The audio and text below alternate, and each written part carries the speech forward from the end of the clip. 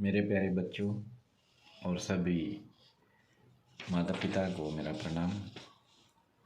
आज हम विचार करेंगे कि बच्चों को उनके भविष्य के लिए कैसे तैयार करें, क्योंकि उनकी एक लंबी यात्रा शुरू होनी है और वो यात्रा के जो मैनेजर हैं वो माँ बाप ही होते हैं। तो हमें ये डिसाइड करना है कि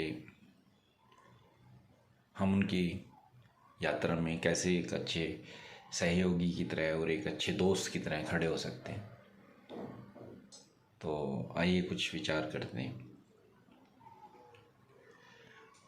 भारतीय संस्कृति में देखा जाए तो मैं कहूँगा कि बच्चे जो हैं वो माँ बाप के सपनों को लेके आगे बढ़ते हैं, जो कि एक अच्छा संकेत नहीं है। मतलब बहुत सारे माँ बाप हम में ये प्रयास करते हैं कि बच्चों को हम इंजीनियर बनाएं, डॉक्टर बनाएं, आईएएस बनाएं, आईपीएस बनाएं। इन्हीं सपनों के साथ माँ बाप अपने बच्चों को लेकर भारत में आगे बढ़ते हैं, जो कि एक कटु सत्य है।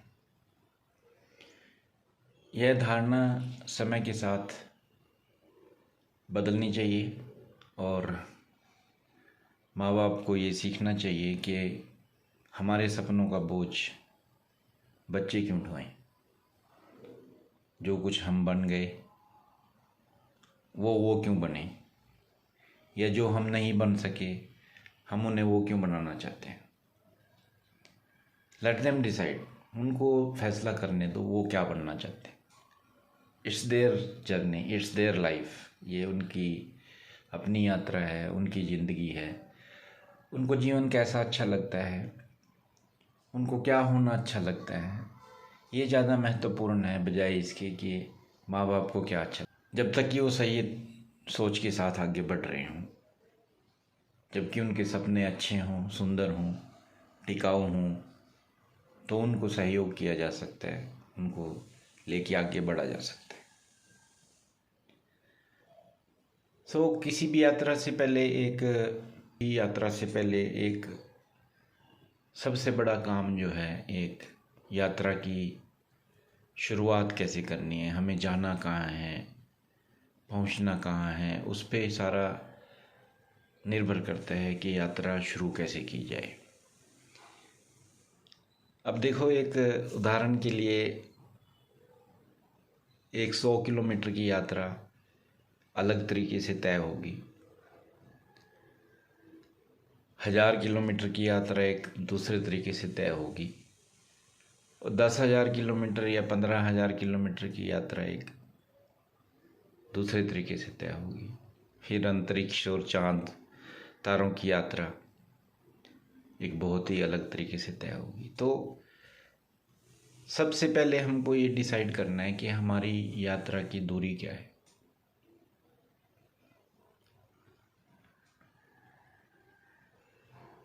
यदि 100 किलोमीटर जाना है तो मोटरसाइकिल से भी जाके आ सकते हैं, बाइक से जा सकते हैं, बस से जा सकते हैं। 1000 किलोमीटर जाना है तो आपको ट्रेन तो लेना पड़ेगा, बस में it will be quite tiring. 5000 kilometre की यात्रा बेटर रहेगा अगर हम बाई एयर जाएं, जहाज़ से जाएं तो अच्छा रहेगा। फिर हर यात्रा की अपनी तैयारी है। यदि आप मोटरसाइकिल से जा रहे हैं या कार से जा रहे हैं, 100-200 किलोमीटर, 500 किलोमीटर की यात्रा पे जा रहे हैं, तो आपको अपनी कार, अपनी व्हीकल का कहाँ तेल डलाना है, एयर चेक कराना है, गाड़ी के पेपर लेने हैं, ड्राइवर ठीक से लेना है, टायर का कंडीशन कैसा है, रोड कंडीशन कैसा है, किस टाइम चलना है, किस टाइम पहुंचना है, किस टाइम वापस आना है। ये एक यात्रा के महत्वपूर्ण बिंदु हैं, जो कि एक उदाहरण के रूप में आपको मैं दे रहा हूँ। यही यात्रा जुड़ी है हमारे बच्चों की लाइफ यात्रा से, ज़िंदगी की यात्रा से।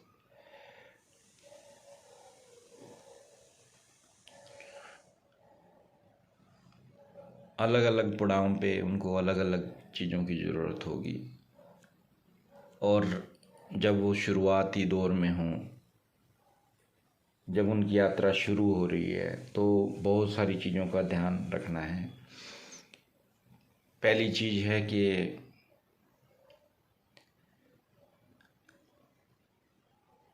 बच्चों के साथ मित्रता दिखाएं, उनके मित्र होकर साथ चलें। एक परिवार का मुखिया बनने की कोशिश ना करें, या उनको ये ना दिखाएं छोटे बच्चों को कि ये मुखिया है, ये हेड ऑफ़ द फैमिली है, ये पापा है, बहुत बड़ी हैसियत है, ये मम्मी भी इससे डरती है और सब लोग भी इससे डरते हैं, हमको भी डरना चाहिए। तो वो डर एक जो है वो बच्चों के मन में नहीं होना चाहिए कि ये, उनको ये नहीं लगना चाहिए कि पापा आ गया तो डर आ गया। उनको लगना चाहिए कि पापा आ गया घर में तो उनका एक बहुत अच्छा दोस्त आ गया। Let them feel like that, let them bring in comfort. उनको एक कंफर्ट जोन मिलना चाहिए, उनको एक लगना चाहिए कि अब वो अपने मन की बात कह सकते हैं, और उनको कुछ सुझाव चाहिए तो वो सुझाव ले सकते हैं। और उसके साथ उनको ये अनुभव होना चाहिए कि पापा से मिलके, मम्मी से मिलके मेरी यात्रा सुगम होने वाली है, आसान होने वाली है।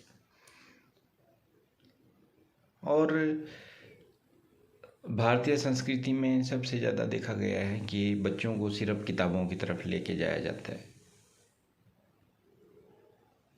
बच्चों को बोला जाता है कि पढ़ाई करो, बुक्स में रहो, ज़्यादा पढ़ो, स्कूल में भी पढ़ो, आके ट्यूशन पढ़ो।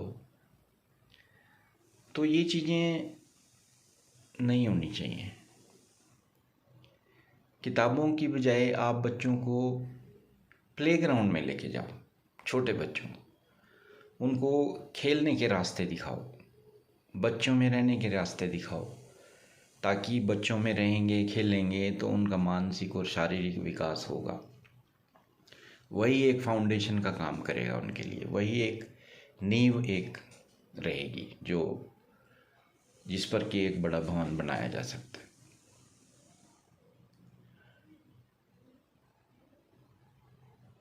बहुत सारे माता पिता ये सोचते हैं कि बच्चे स्कूल से पढ़ के आए फिर ट्यूशन भेजना बहुत ज़रूरी है, बिना ट्यूशन के कुछ नहीं होगा, आजकल तो इतनी भारी पढ़ाई है, इतनी बुक्स नहीं। गलत स्ट्रेटजी। बच्चों को कभी ट्यूशन नहीं भेजना है, कभी भी। बच्चों को ये समझाना है कि ऑलरेडी स्कूल में हम एक अच्छी ट्यूशन फीस दे रहे हैं, आप एक अच्छे स्कूल में जा रहे हो, आपको जो टीचर पढ़ाता है उसको आप केयरफुली पढ़िए, उसको सुनिए, जो समझ नहीं आता है क्लास में पूछिए।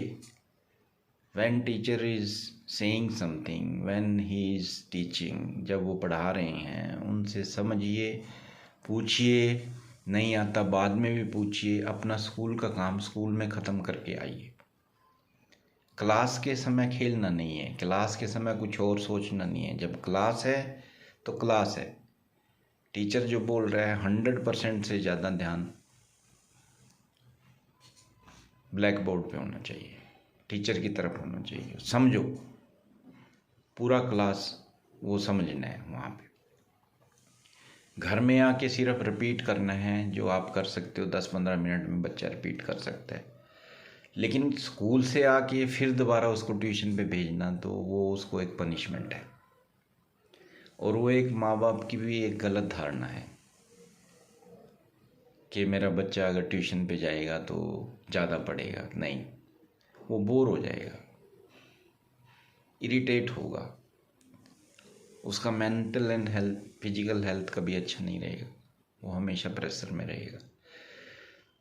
तो ये धारणा को बाहर निकाल दें। ट्यूशन से कोई बच्चे बड़े नहीं बने, हमेशा उनको अपने एफर्ट लगाने दीजिए। स्कूल में पढ़ना सिखाइए, खेलना सिखाइए, खेलने के लिए जाने दीजिए, और उनको उत्साहित करिए कि आप बहुत अच्छे हो, आप इससे भी अच्छा कर सकते हो। आप पढ़िए, टीचर से आप समझिए, आगे बढ़िए, जो नहीं आता हमसे भी पूछ सकते हो। और अपने एफर्ट ज़्यादा लगाइए। अपने एफर्ट उनके आप चेक करिए, वो कितने एफर्ट कर रहे हैं, वो देखते रहिए।